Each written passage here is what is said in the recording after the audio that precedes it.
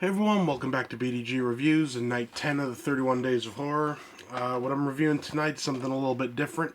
I'm going to be doing Lucio Fulci's Gates of Hell trilogy. So that includes City of the Living Dead, The Beyond, and House by the Cemetery. Now, I'm not going to review each movie, like separately, whatever. This is a review of the trilogy as a whole. But I will cover, like, the basics of the plot. The basic overarching theme of this is throughout the world there are 7 gates to hell. And when one of them opens, bad shit happens. So this is 3 examples of that happening.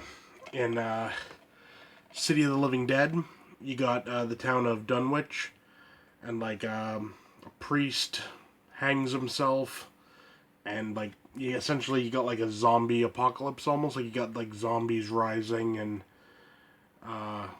people getting really messed up, and some really twisted stuff. So there. Then we got the Beyond, and this you got some people have a hotel. They get this hotel, and like years and years and years ago, there was like a warlock, like sorcerer type guy that kind of lived there, and again, bad shit happens. And lastly, we got House by the Cemetery. This some people move into this house, and essentially you got like a mad undead doctor, like living in the basement. Yeah, that's all I'm going into for the thing, for the plots. This is a set of movies that are really interesting, mainly because one of them, at least in my opinion, always feels like not part of the pack. And that would be House by the Cemetery. I always feel House by the Cemetery would have been better as its own thing and make Zombie a part of the Gates of Hell trilogy. I don't know, it just seemed more in line with the,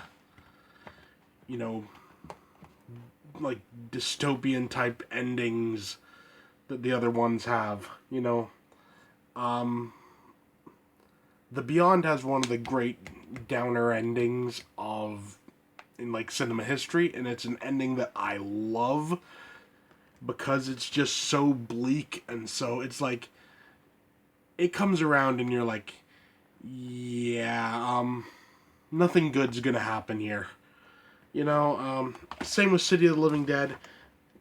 Kind of less so with House by the Cemetery, honestly. Um, but that is what it is. So, for a rating for this trilogy as a whole, I have to give it 8 out of 10. That seems kinda low.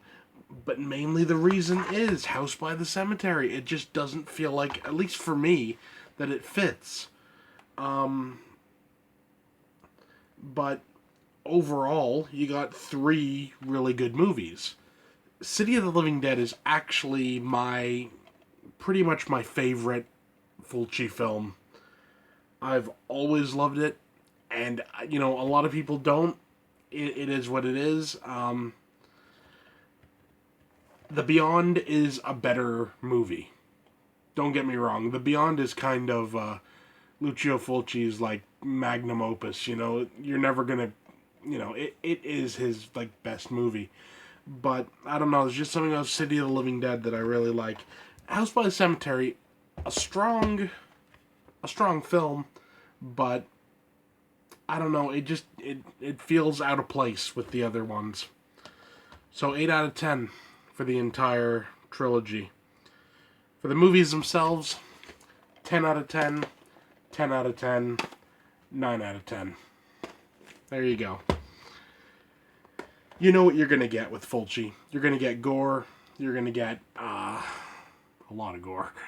You're going to get maggots. He certainly liked his maggots, didn't he? You're going to get just kind of awesomeness. If you're a fan of like gore cinema, obviously you've seen these movies. If not, give them a shot. I mean, all of these have many, many, many releases from many different companies.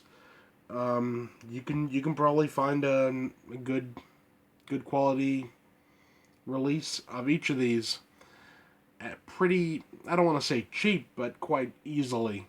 So if you haven't seen them, give them a shot. If you have, good stuff. You know what you're getting into. But yeah, that's it for now. See you next time.